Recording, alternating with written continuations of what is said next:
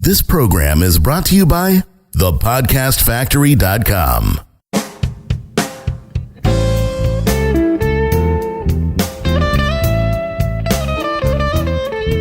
You are listening to Copy Chief Radio. Welcome back, boys and girls. Here's your host, Mr. Kevin Rogers.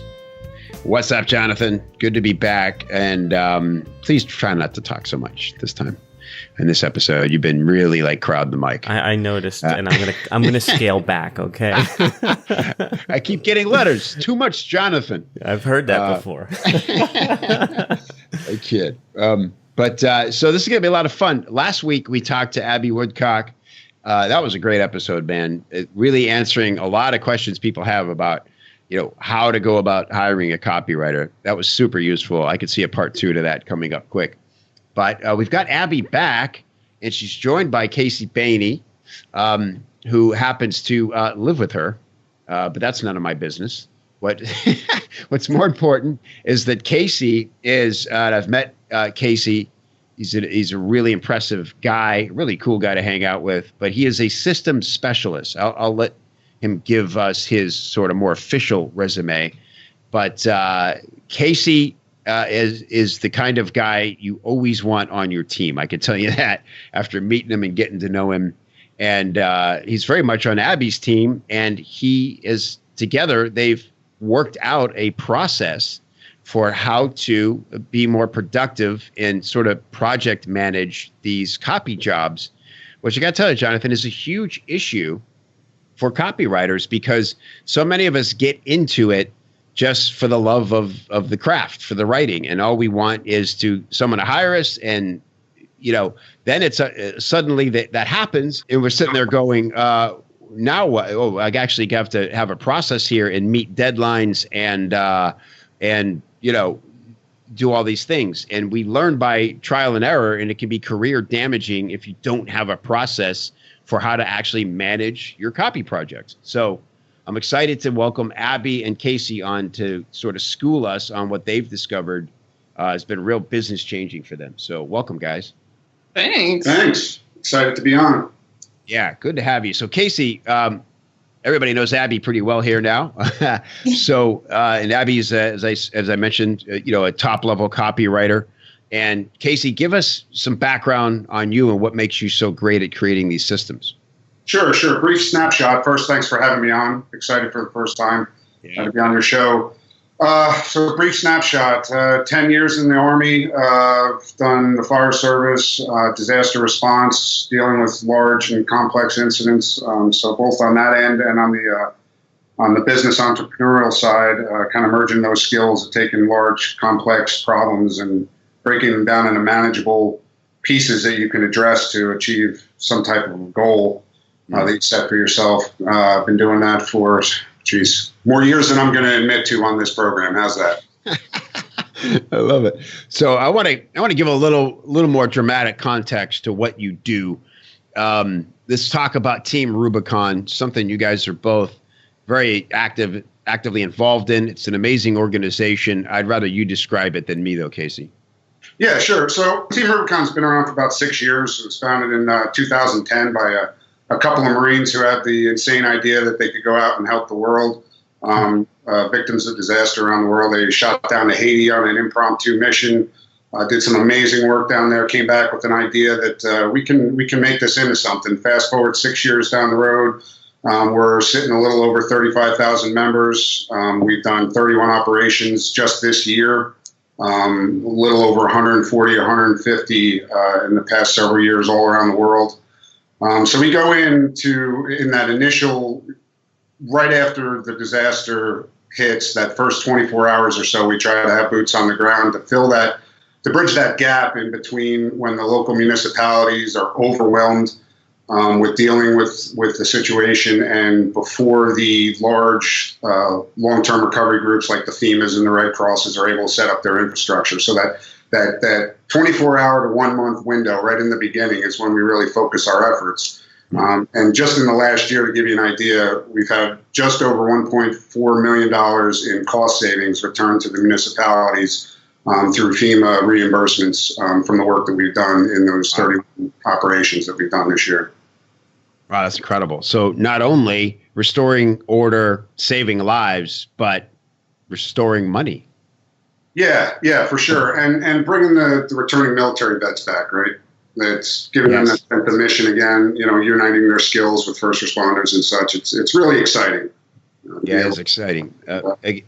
It's, as everybody knows, it's very difficult for returning military personnel to sort of deal with, they've got all kinds of things to deal with from being in war, but one of them is the sort of slow pace of life here in the civilian world.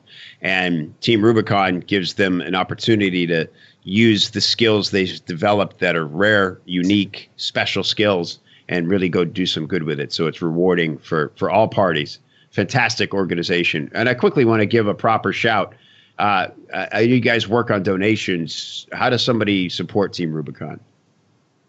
Good. So it'll be teamrubiconusa.org. They can donate through there. And there's all kinds of opportunities on where you want those donations to go. And it's they calculated it for every $1 that's donated, we give $7 back to the community. Wow. So. Fantastic. So if you want to know your money's going to a good place that really, it directly affects people's lives when they need it most, teamrubiconusa.org.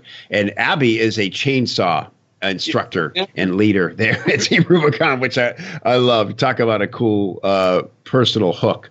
So, but today we're going to talk about, productivity and project management. Man, so many little sticking points. And I learned them all the hard way, because I'll be the first to admit project management is not my number one skill. I've had to develop what I have developed about it over time. But there was a lot of unnecessary foot tapping from clients in the early days just because I wasn't being proactive enough. So whichever one of you guys want to sort of take up the lead here and tell us, what kind of problems you were seeing and some of the first steps you took to solving them.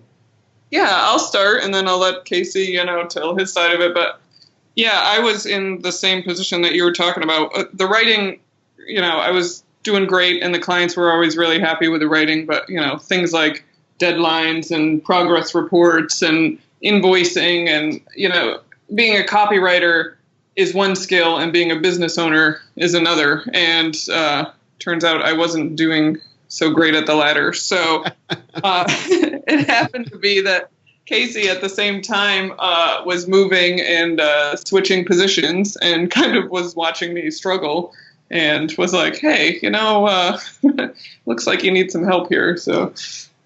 Yeah, so there was one pivotal moment in our time together in the early days with this business where, it was late at night. She's got her hood pulled up over her head, her sweatshirt. She's whacking away at the keyboard at like midnight, 1 o'clock, trying to get a deliverable out that was due that day. And I was like, I think we can make this a little bit better for you, because right now you went into this line of work because you love it, right? You love to write.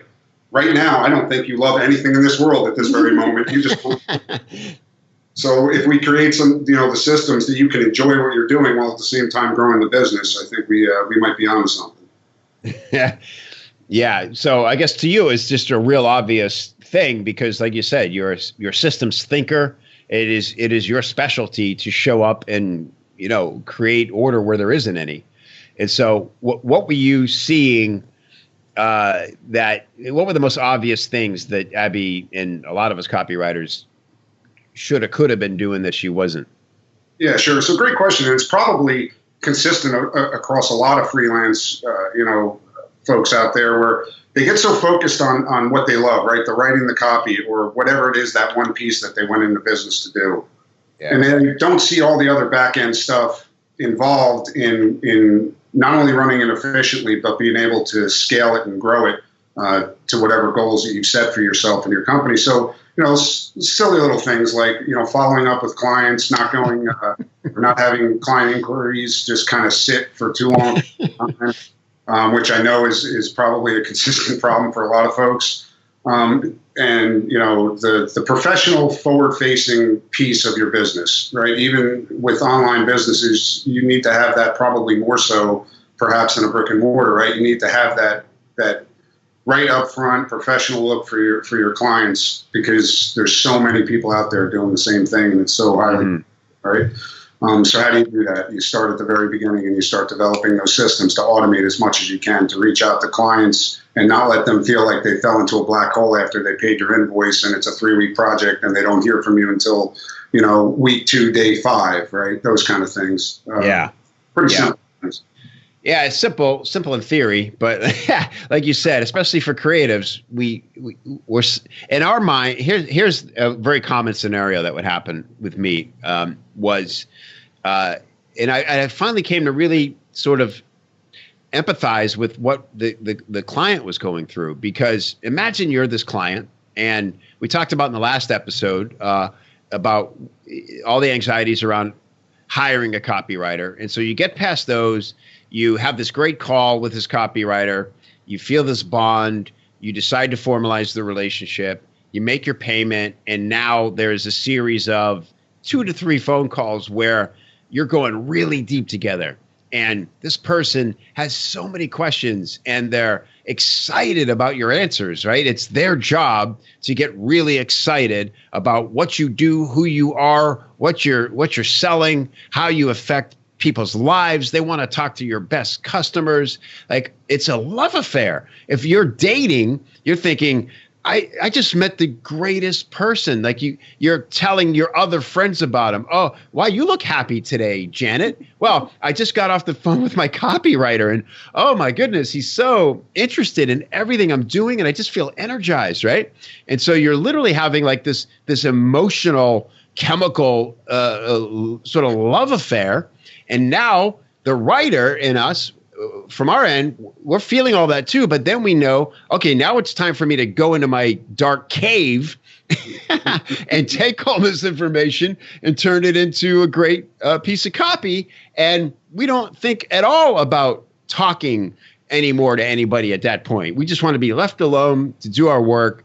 And then think about this client who has no idea how this process works, even though you mentioned, hey, I'm going to go off and write now, and I'll talk to you in a couple of weeks when I've got a first draft for us to review. They're out, and all of a sudden, all this beautiful attention they had, they're not hearing anything anymore, right? And so they're at coffee again the next week, and they're like, so how's it going with your copywriter?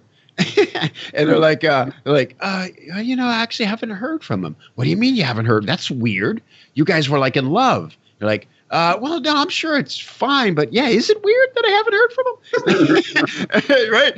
And then, so that's when, you come out of your little cave to check your email and you got this sort of like strangely urgent, worried email from the person that feels to you like a lot of foot tapping, like, hey, just checking in. How's it going? And you're like, what do you mean, how's it going? I told you, I'm like in my cave creating magic over here. I can't be bothered. Right. And so and so I totally get it from both sides, but all it takes to avoid any confusion or anxiety is, like you said, Casey, like just setting up some check-ins, some really simple, hey, nice, here's a Monday check-in and here's what we're up to. And just so you know, I'm still thinking of you, right? Yeah. Yeah. So it's all about, do you want that one night stand or do you want the long-term relationship kind of thing, right? Yeah. So, to build on what you were saying there. And even if you're a copywriter or a freelancer out there working all by yourself and you're not, you don't have anybody else on staff to help you out, there's so many ways that you can go to help you automate those things, by building out some email templates and setting simple email reminders, every week to send a status report or every 4 or 5 days to check in with a client on something. It's so simple to do. It sounds so simple to do because it really is. You just have to take a couple of moments to do it. Yeah, that's the thing is we just don't do that. All right, so let's talk about what you guys created, because again, you wrote this article, and Abbey, talk about the response to this article, because I was one of the people who read it and got pretty excited as well. Yeah, it was really unexpected. I was thinking about writing something like this, and then me and Casey were having a conversation, and I said, hey, you want to put something up on my blog? And So he wrote a little guest post about some of the systems that we've put in place, and it was crazy. I haven't had any response to anything on my blog. It's mostly copywriting tips, and I'd had good response, and I have a good list and, engaged readers, but it was like, please make a product out of this. Please give me money and teach me how to do this. Please. And I was just like, what the heck? It was like, it was just email after email was coming in. Like, I needed this so bad. And follow-up questions on some of the, it was kind of an overview. What specifically are you using to do this? And how are you doing that? And that's exactly what my problem is. And I was like, wow, this is what they talk about when they say that when you hit on something that the market really responds. Yeah. Struck a nerve. Yeah. Yeah. So, and now, and that's exactly what I did. I read it, and it was perfect timing for me too, because I just hired a project manager, Tim, and already it changed my life. I feel so much more in control because I just realized I don't want to be the one. I tried so many different ways to perfect my system, right? And I kept making some of the same mistakes over and over. And I thought, time to just hand this off to somebody. It helped me create the perfect system that I can actually work in. And so that's what you guys are doing, but I don't think it's not a product yet. You guys aren't just rushing to, pump something out there, but if there is an answer, or at least what some of the first steps we can take just to end some of this anxiety. Yeah. So the first thing that we did, and we actually, put together a graphic on this for personal use, and then we're like, hey, we'll just jazz it up and share it. But on what our workflow is, like, what does it take from the time I get an email, like, say somebody refers me and says, hey, this is Abbey, this is Joe Marketer. He's got an interesting product. I think you two should connect. So from that moment to the end of the project, what does it look like? And we talk a lot about, as copywriters, obviously, writing the copy is a really small part of a huge workflow, which includes, getting on a call with them and invoicing and copywriting agreements and just this. It ends up being 17 steps, with actually writing the copy being step 13 of 17. So yeah, that's wow. How we started, was just mapping out. And I think you've seen the graphic that I'm talking about. I think it's pretty consistent across the board for copywriters to follow a really similar process to what we're doing. So. Yeah, and that's just really eye-opening. It puts it in perspective what you said. Step 13 of 17 is, hey, write the copy, which is so often all we're focused on. And there's 4 phases: the pre-work phase, admin phase, creative phase, post-work phase. And I think that's a really smart breakdown too. So just quickly reading through some of these, it's eye-opening again, just even like in the pre-work phase. There is a step in here that I think it skips way too often and could really make the difference between whether you end up working with your client or not. And it's number 3. So you have respond to email, query, or intro, like you said, Abbey. Then you schedule a prospect call. And then there is the step preliminary prospect research. And I think that gets overlooked a lot, especially as you go later in life. You just say, well, let me get on the call and ask a few questions and I'll catch up. Just take 10, 15 minutes to, sort of Google this person, or if they gave you any links, or ask for links. Hey, what are 2 or 3 pages I need to be looking at so I can get caught up with what you're up to or what you've done, right? Makes a huge difference when you actually get on that call, because copywriters naturally are in sort of critique, assessment, brainstorm mode, and you'll undoubtedly bring a lot of valuable ideas to the call if you just make sure to take that step alone. Oh yeah, absolutely. I mean, just it doesn't take long. It's 10 minutes to say, and then when you get on the call, you can say, hey, just one thing, whether we work together or not, but your headline on your about page, if you tweak it this way, might make a difference for you. And just that, it builds that trust, that relationship right up front. And all it took was 10 minutes of you taking a look, and it's things that you do naturally. In literally 10 minutes. I just did one of these right before we got on this call for a prospect call that we had this afternoon. Took about 10 or 15 minutes to throw it together on just an above the fold Google search, and I think that add so much value to that call when you start talking to the prospect. Yeah. So, right, great. Awesome. So that's just in the pre-work phase. In the admin phase, let me see what really jumps out here. Like sending the proposal, really, like that alone is, again, something we don't always, I'll admit, I was never a big major, like, I don't have beautiful looking proposals. It really comes sort of down to the work order in the agreement, right? I really rely on that work order.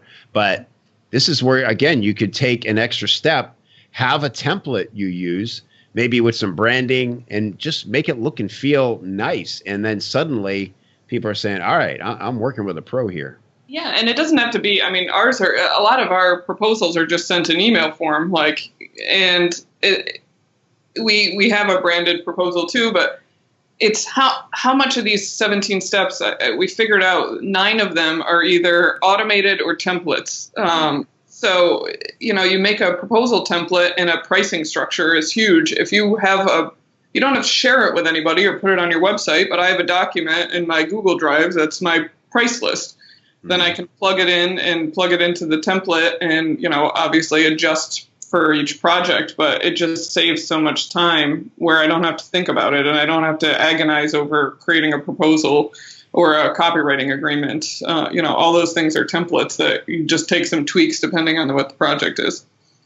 Yeah, fantastic. In the creative phase, obviously we have the immersive customer and product research. And again, that's the sort of phase I was just joking about a minute ago, but really critical because it is an emotional exchange if it's done right.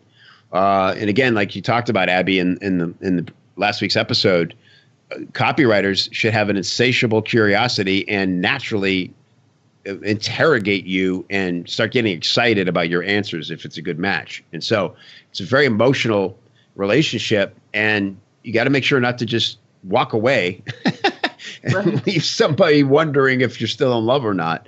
And then the next step, map the copy structure and outline. Again, like have a process for how you go about writing it. That relieves a lot of your own personal anxiety for structuring your process of the actual writing a little bit. And then there's that draft copy that, step 13. And then about, how are you delivering it to the client and helping them understand how this works, that when I deliver the copy to you, we will have a conversation, we'll review it together, and then I expect to be making some edits based on your notes. Again, especially if somebody's hiring a copywriter for the first time, they're not always exactly sure. How much feedback am I supposed to be giving here? How much should I just be blindly trusting what you're giving me?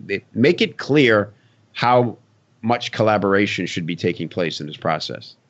Yeah, absolutely. And we have, in the post-work phase too, depending on the project, but a common thing that I have is like a 30-day edit period so that they have a lot of time to edit if it's a big project.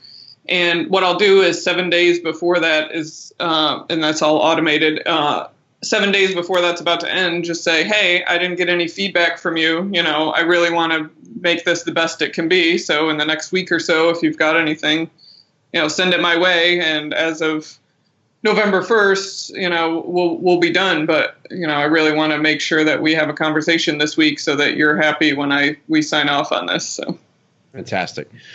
Okay, we're about out of time, but I want to point out one in the post-work phase that I love. Again, I bet it gets overlooked so much. It's the last step. Send outboarding questionnaire. How'd it go? That just the act of doing that says so much about you as a freelancer and how much you care about the quality of work. It's a way for somebody to give you honest feedback and allow you to improve the process. If you see a pattern of someone saying, it was great, but there was that weird time in the middle there where I just hadn't heard from you and I wasn't quite sure where we were at, that you can easily fix that. And then also a great way to get testimonials. Yeah, chances are testimonials right into the process so that you're not asking people, hey, remember that project we did 6 months ago? Yeah. On that. Just occurred to me to put testimonials on my site. So yeah. Awesome. Cool. Well, Casey, Abbey, this is great. And I can't wait to see how this evolves. I'm certainly going to be one of your first customers when this becomes something I could buy.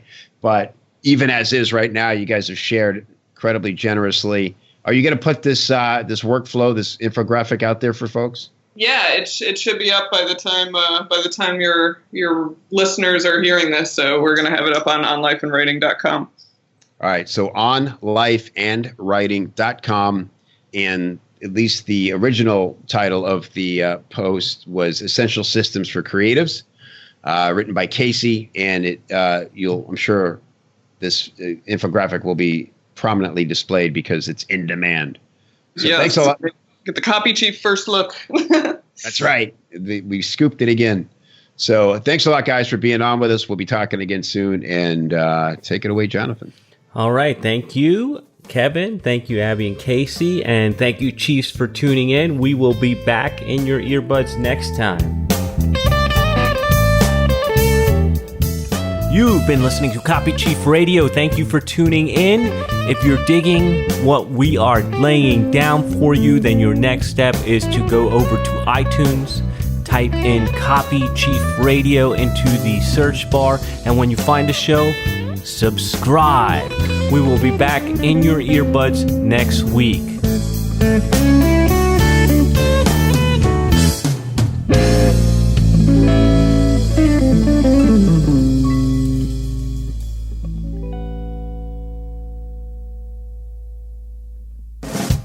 This is the podcastfactory.com.